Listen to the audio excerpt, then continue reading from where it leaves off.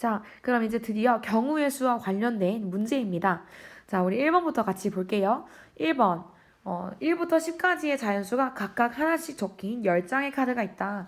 이 중에서 한 장의 카드를 뽑을 때, 자, 한 장을 뽑는데요.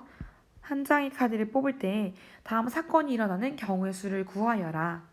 자, 이게 바로 우리 2020년도 2회차, 지난번에 나왔던 문제 유형인 거죠. 자, 그러면 1번에 1번, 홀수가 적힌 카드가 나오는 경우의 수. 어떤 게인지 한번 볼까요?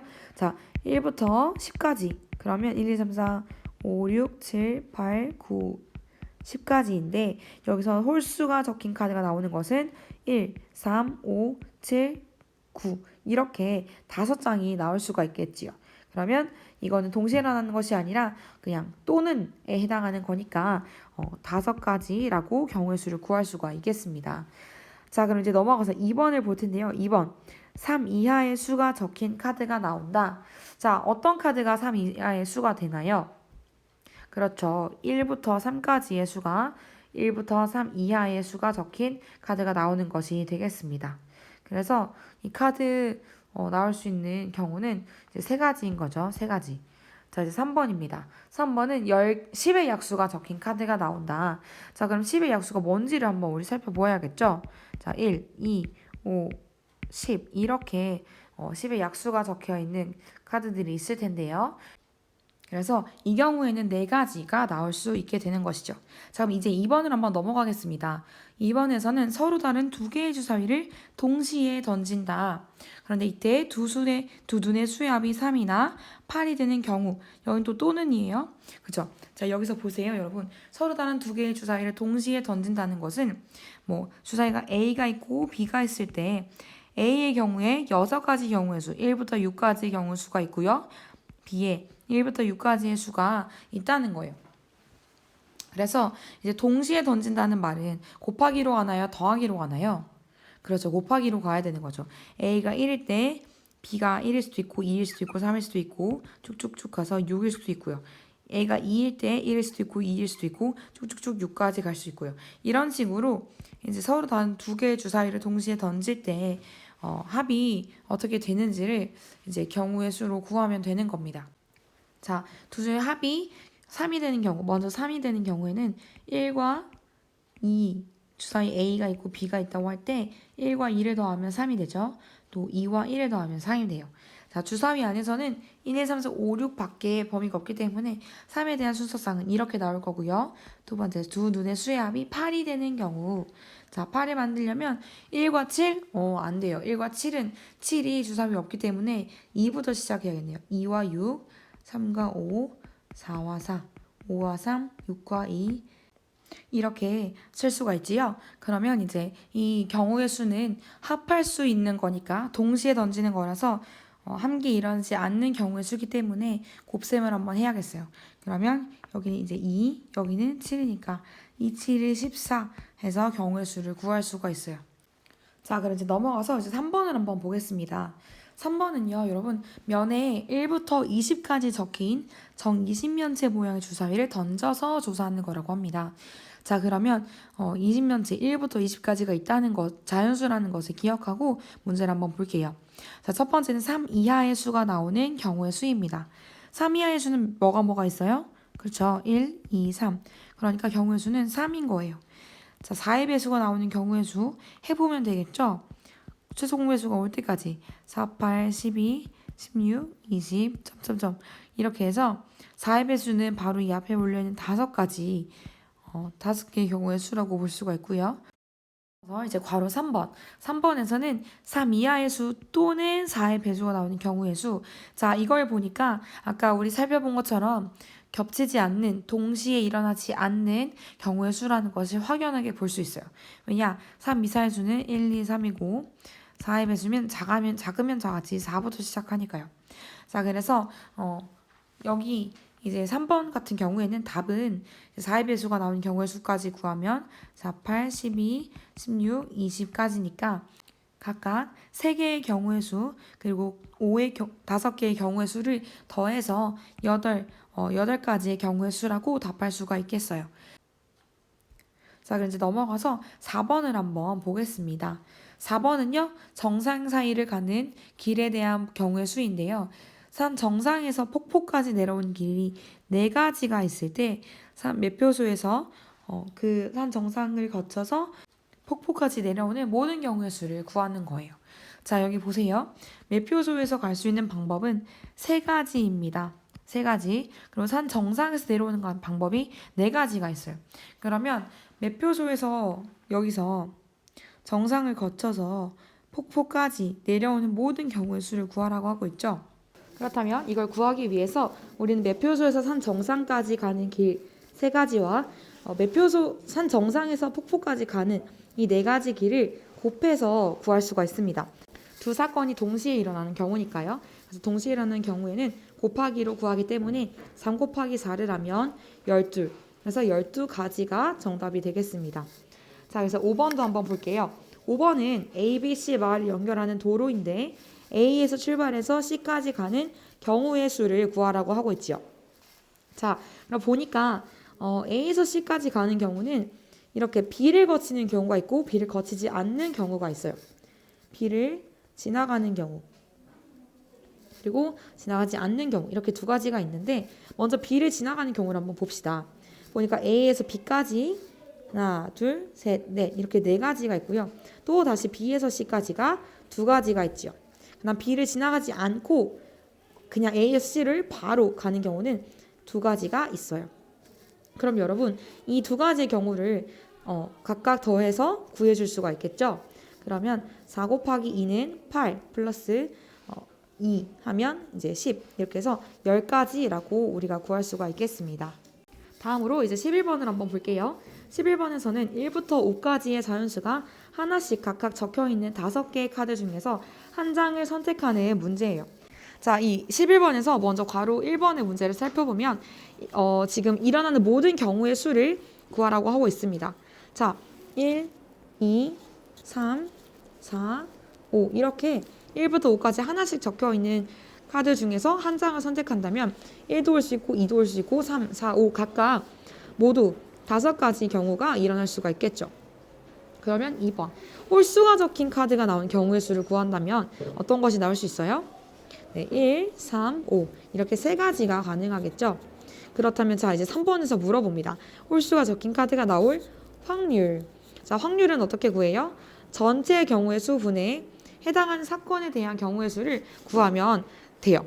그러면 전체 경우의 수는 여기서 5가지였고요. 홀수가 적힌 카드에 나온 경우의 수는 3이니까 결과적으로 답은 5분의 3이라고 볼 수가 있겠습니다.